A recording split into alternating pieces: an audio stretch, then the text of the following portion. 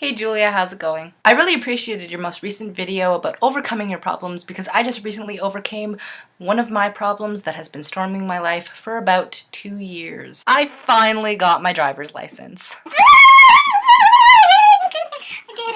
did it. As you know, I hate driving. I don't like it at all. Now, for some of you who like driving, you're gonna think I'm totally crazy when I say that I fear driving, but you can't choose your fears, can you? While I'm driving, my body can't relax and my hands get really sweaty, and in fact, right before the test, I was so nervous, I thought I was going to throw up. I've definitely found a greater appreciation for bus drivers, taxi drivers, and truck drivers because I know for a fact that I would not be able to drive all day, every day. I used to avoid and ignore driving to the point where I was afraid of it and was completely confident that I could not get my license. Eventually, of course, I realized that the only way to get out of the perpetual misery of driving was to ace the test, so I would only drive when I absolutely have to. And that, of course, meant that I had to practice driving every single day.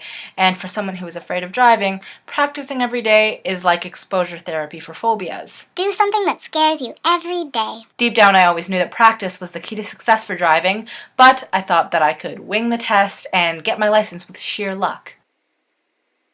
If I had only practiced more between my endless driver's ed lectures, my experience could have been a lot more painless. Lately, practicing has really improved my confidence behind the wheel, although I'm not sure if the cliche "practice makes perfect" really applies here. Sometimes you have to accept that you'll never be perfect, no matter how hard you try. But perfection shouldn't be the goal anyway. The ideal world you conceptualize is rarely a reality. I believe that trying new things and practicing them is important in discovering the limitations of our humanity, but more importantly in defining how we can defy the guidelines set for us by the world. If I had practiced one thing for 1 minute for every day of my life, I would have had over 100 hours of experience under my belt by now. In other words, I would be very good at that one skill. That's why practicing something consistently really counts for something. We often get caught up in the busyness of life and never get the opportunity to nurture our talents to their full capacity. And that is why I am doing a 1-month challenge. Now, you can do this too, because it's pretty personal and you can spend as much time on this as you'd like to. Step 1.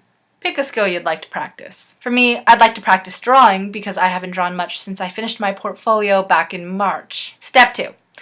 Commit to practicing the skill of your choice 5 minutes a day, every day for 1 month. And it's honestly as simple as that. So whether it be juggling, or card shuffling, or basketball shooting, practice it. You owe it to yourself. Julia, stay insane. Here's to the pain.